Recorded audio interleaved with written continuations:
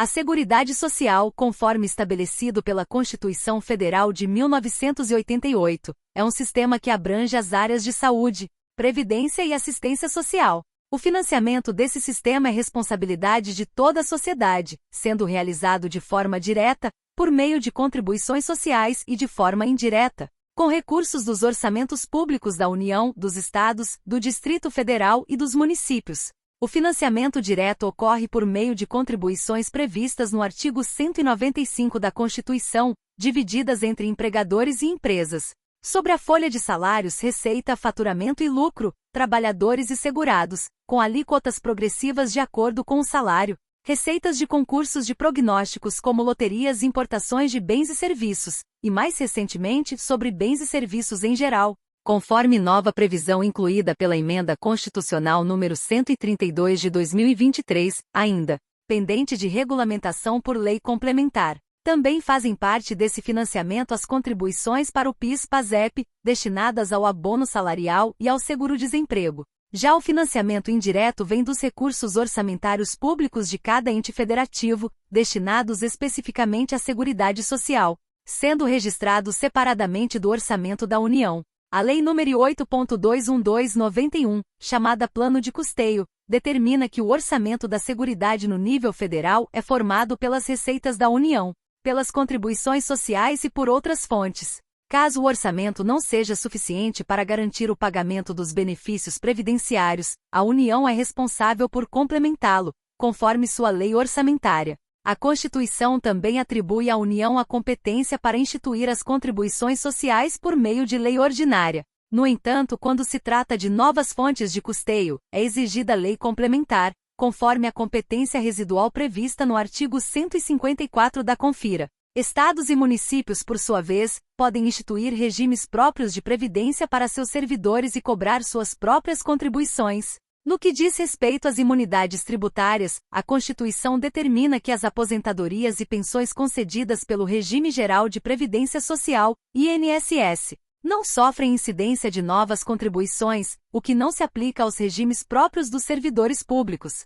Também tem imunidade as entidades beneficentes de assistência social, desde que atendam aos requisitos legais, como prestar serviços gratuitos à população carente ou ao SUS. Essas entidades precisam obter o certificado de entidade beneficente de assistência social, SEBAS, mas isso não as isenta do cumprimento dos demais requisitos legais. A Lei nº 9.732/98 tentou restringir o conceito de entidade beneficente, impondo requisitos mais rigorosos, o que foi questionado no Supremo Tribunal Federal, STF, por meio da ação direta de inconstitucionalidade, ADIM 2028. O STF concedeu liminar suspendendo parte dessas exigências, mantendo a redação anterior do artigo 55 da Lei nº 8.212/91 até o julgamento final. A matéria foi posteriormente regulamentada pela Lei nº 12.101/2009, que passou a definir as entidades beneficentes como aquelas sem fins lucrativos, atuantes nas áreas de saúde, educação ou assistência social, que atendam aos critérios legais e integrem o Sistema Único de Assistência Social, SUAS, conforme a LOAS, Lei nº 8.742/93. O STF também firmou o entendimento de que entidades fechadas de previdência privada só têm direito à imunidade se não receberem contribuições dos beneficiários. Essa tese foi consolidada na súmula 730. Além disso, o artigo 149, 2 graus, inciso I, da Constituição estabelece que as receitas decorrentes de exportações são imunes às contribuições sociais. O STF já decidiu que essa imunidade não se aplica à CSLL, mas deve ser aplicada ao PIS e à COFINS, inclusive sobre as variações cambiais positivas resultantes dessas operações. Quanto ao princípio da anterioridade, que em regra proíbe a cobrança de tributo no mesmo exercício financeiro de sua instituição, ele não se aplica integralmente às contribuições sociais. Para estas, é exigido apenas o cumprimento do prazo de 90 dias após a publicação da lei, anterioridade nonagesimal, conforme o artigo 195. 6 graus da Confira. A Emenda Constitucional número 103 de 2019 alterou 11 do artigo 195 para limitar a concessão de moratórias e parcelamentos de débitos previdenciários a um máximo de 60 meses. A moratória, que é concedida antes do vencimento da dívida, e o parcelamento, que ocorre após o vencimento, são formas de suspender a exigibilidade do crédito tributário. A remissão, que extingue o crédito já constituído, e a anistia, que perdoa penalidades antes da constituição do crédito, só podem ser concedidas por meio de lei complementar. No tema da prescrição e decadência, o STF julgou inconstitucionais os artigos 45 e 46 da Lei nº 8.212/91, que previam prazo de 10 anos. A Corte entendeu que normas sobre esses prazos são de natureza tributária e só podem ser estabelecidas por lei complementar, conforme o artigo 146 da Confira. O entendimento foi consolidado na súmula vinculante número 8, e seus efeitos foram modulados para proteger a segurança jurídica. Apenas os contribuintes que ajuizaram ações ou apresentaram pedidos administrativos até 11 de junho de 2008 podem pedir restituição de valores pagos indevidamente. Com a revogação dos artigos pela LC nº 128 de 2008, os prazos aplicáveis hoje são os previstos no Código Tributário Nacional. 5 anos tanto para a constituição do crédito tributário, decadência, artigo 173, quanto para sua cobrança judicial, prescrição. Artigo 174. A prescrição pode ser interrompida por atos como o despacho do juiz que ordena a citação, o protesto judicial, ou qualquer reconhecimento do débito pelo devedor. Ela pode ser suspensa por situações como moratória, parcelamento ou concessão de liminares. A filiação à Previdência Social ocorre de forma automática quando uma pessoa passa a exercer uma atividade remunerada abrangida pelo sistema. Esse vínculo é o que garante os direitos e obrigações perante o Regime Geral de Previdência Social, RGPS. A inscrição, por sua vez, é o ato formal de cadastramento no sistema, feito pelo empregador no caso de empregados, por meio do contrato de trabalho. Geralmente registrado no sistema E-Social. Existem duas formas de filiação, obrigatória e facultativa. A filiação obrigatória abrange empregados domésticos, contribuintes individuais, como autônomos e segurados especiais, como trabalhadores rurais em regime de economia familiar. A facultativa é para quem não exerce atividade remunerada, mas deseja contribuir ao sistema por vontade própria. A Previdência Social tem como finalidade assegurar proteção ao trabalhador e seus dependentes em situações como incapacidade, desemprego involuntário, idade avançada, encargos familiares, prisão ou morte do responsável econômico. Mesmo que o segurado deixe de contribuir por algum tempo, ele pode manter sua qualidade de segurado e, com isso, conservar o direito aos benefícios. Isso ocorre, por exemplo, durante o recebimento de algum benefício, exceto o auxílio-acidente, ou por até 12 meses após parar de contribuir, prazo que pode ser estendido para até 24 ou 36 meses em casos específicos, como ter mais de 120 contribuições ou estar desempregado. Para ter direito aos benefícios por incapacidade, como auxílio-doença e aposentadoria por invalidez, é necessário cumprir 3 requisitos. Possuir qualidade de segurado na data da incapacidade, ter cumprido o período de carência, normalmente 12 contribuições mensais, e estar, de fato, incapacitado para o trabalho. Se a doença for anterior à filiação, em regra o benefício não será concedido, salvo quando a incapacidade for consequência do agravamento dessa doença. Um exemplo prático é o de um trabalhador que teve um AVC e, mesmo que o perito tenha identificado a data da incapacidade em um momento posterior, ficou comprovado que ele já recebia auxílio-doença anteriormente pela mesma enfermidade, o que garantiu sua aposentadoria por invalidez. Os beneficiários do RGPS são os próprios segurados e seus dependentes. Entre os dependentes estão o cônjuge ou companheiro, há filhos menores de 21 anos ou inválidos, e irmãos e pais que atendam aos critérios legais. A dependência econômica é presumida para filhos e irmãos inválidos, inclusive se forem maiores de 21 anos. Desde que a invalidez exista no momento da morte do segurado. Dentre os benefícios oferecidos pelo RGPS estão as aposentadorias, por idade, por tempo de contribuição, por invalidez e especial auxílio-doença, auxílio-acidente, pensão por morte, auxílio-reclusão, salário maternidade e salário-família. O período de carência exigido para a maioria desses benefícios corresponde ao número mínimo de contribuições mensais, que em geral é de 12. Se a pessoa perdeu a qualidade de segurado e quiser voltar a ter acesso aos benefícios, precisa fazer pelo menos 6 novas contribuições, metade da carência original, para reingressar no sistema. Em um caso hipotético, Humberto Alves Advogado autônomo que passou em concurso e assumiu um cargo público efetivo na Advocacia Geral da União em janeiro de 2023. Foi automaticamente vinculado ao regime próprio de previdência dos servidores federais, conforme determina a legislação. Isso significa que ele deixou o RGPS e passou a contribuir para o regime previdenciário próprio dos servidores públicos. Outro exemplo prático envolve Antônio, segurado do RGPS, que sofreu um acidente de trânsito voltando do trabalho.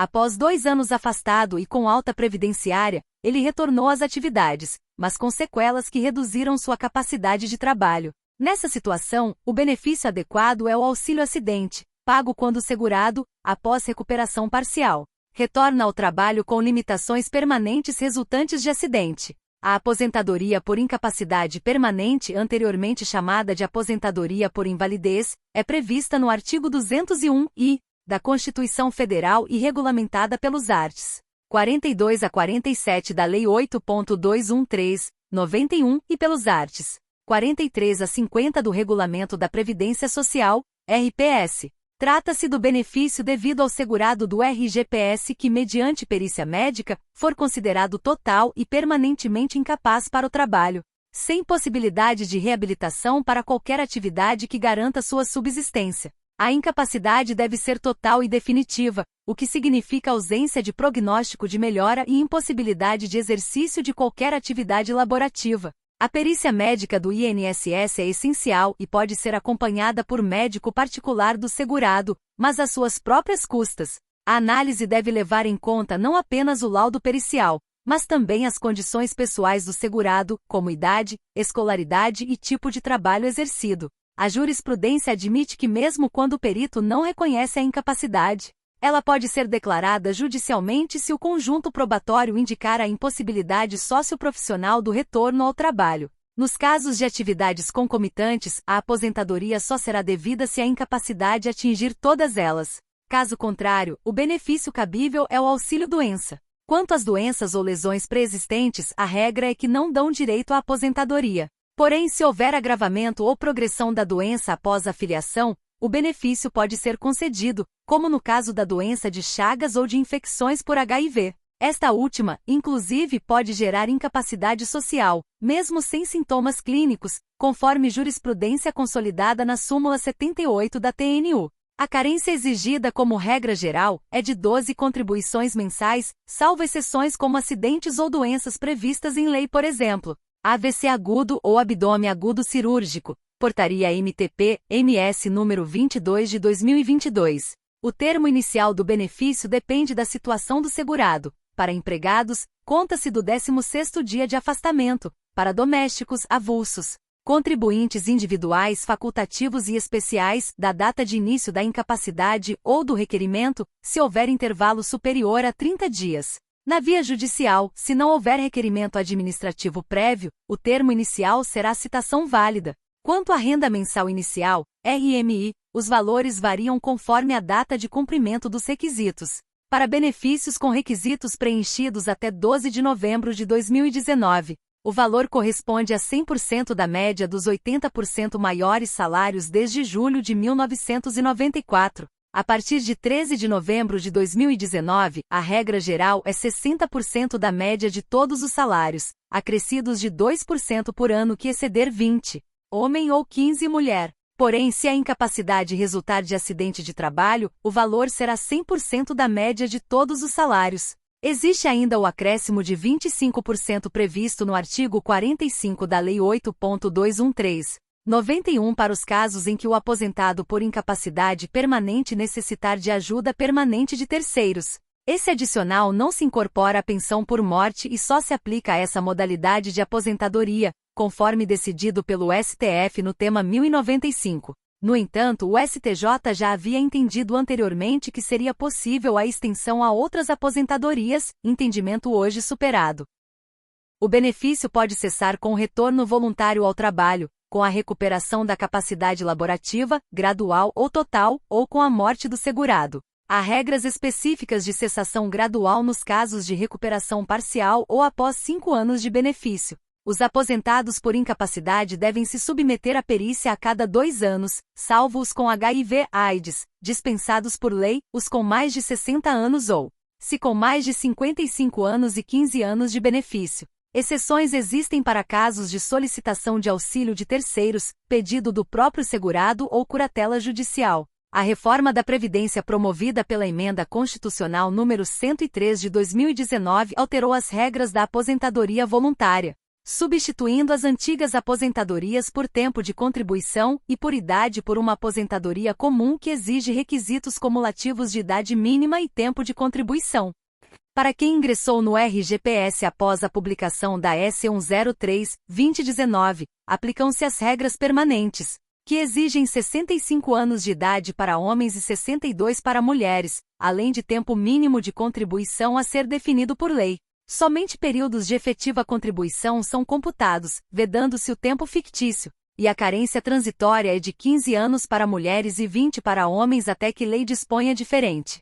Para segurados inscritos antes da S. 103/2019 que ainda não haviam cumprido os requisitos para aposentadoria, existem regras de transição que preservam direitos adquiridos e permitem o aproveitamento do tempo já contribuído, inclusive contando tempos fictícios conforme a legislação anterior. Quem já cumpriu os requisitos antes da S. 103/2019 mantém o direito adquirido segundo as regras antigas. A perda da qualidade de segurado não prejudica o direito à aposentadoria se os requisitos já foram preenchidos. Para fins de tempo de contribuição, somente são considerados períodos de efetiva contribuição a partir da S. 2098. Embora períodos anteriores possam ser considerados se as contribuições forem recolhidas. São computados vários tipos de tempo, como serviço militar, períodos em benefício por incapacidade intercalados com atividade, contribuição facultativa, mandatos eletivos, tempo de serviço público com contagem recíproca, entre outros. A comprovação do tempo de contribuição baseia-se em documentos, registros no CRIS e carteira de trabalho, sendo que para empregados e domésticos a responsabilidade pelo recolhimento é do empregador. A CTPS anotada corretamente goza de presunção relativa de veracidade mesmo que não conste no NIS, e as empresas devem informar mensalmente aos empregados os valores recolhidos para o INSS, permitindo ao segurado fiscalizar o cumprimento das obrigações pelo empregador. A comprovação do tempo de serviço, contribuição pode ser feita por anotações no CNIS, que são suficientes, mas quando incompletas, outros documentos podem ser usados subsidiariamente como contratos de trabalho, carteira profissional, cadernetas de contribuições, certidões de órgãos de fiscalização profissional, contratos sociais, certificados sindicais, extratos do FGTS e recibos de pagamento. Os documentos devem ser contemporâneos ao período que se quer comprovar, pois documentos atuais sobre fatos antigos têm menor credibilidade. A jurisprudência do STJ e dos TRFS considera que documentos não contemporâneos equivalem à prova testemunhal que, por sua vez, não é suficiente sozinha para comprovar tempo de serviço, salvo em casos de força maior ou caso fortuito. A súmula 34 da TNU determina que o início de prova material para comprovar tempo rural deve ser contemporâneo aos fatos. O início de prova material é necessário, pois a prova exclusivamente testemunhal não basta para a concessão de benefícios previdenciários, conforme a súmula 149 do STJ. Esse início de prova não precisa abranger todo o período, bastando que comprove parte da atividade, que será complementada por outras provas como testemunhal. O conceito de início indica que é a base para se iniciar a análise do tempo trabalhado. Documentos que podem ser considerados início de prova material incluem sentença em reclamação trabalhista, desde que fundamentada em documentos que comprovem o exercício da atividade, declarações contemporâneas de ex-empregadores e fotografias datadas e identificadas, embora estas últimas sejam tratadas com cautela devido à dificuldade de identificação com o passar do tempo. Declarações não contemporâneas equivalem à prova testemunhal e, portanto, não constituem início de prova material. Casos de força maior ou caso fortuito, exemplos, incêndio, inundação, desmoronamento que destruíram documentos podem dispensar o início de prova material, mediante comprovação documental contemporânea do evento como boletim de ocorrência. A jurisprudência reconhece que, nesses casos, a prova testemunhal pode ser aceita. A justificação administrativa ou judicial é um procedimento para suprir a falta de documentos e pode ser requerida no INSS ou na Justiça. embora a homologação judicial não obrigue a administração a conceder o direito automaticamente. A justificação quando para comprovar tempo de serviço, dependência econômica ou parentesco, só é válida se baseada em início de prova material contemporânea, salvo em caso fortuito ou força maior. Além disso, o segurado pode utilizar a ação declaratória para reconhecimento antecipado do tempo de serviço, contribuição, visando facilitar a futura concessão do benefício, e o STJ reconhece essa possibilidade.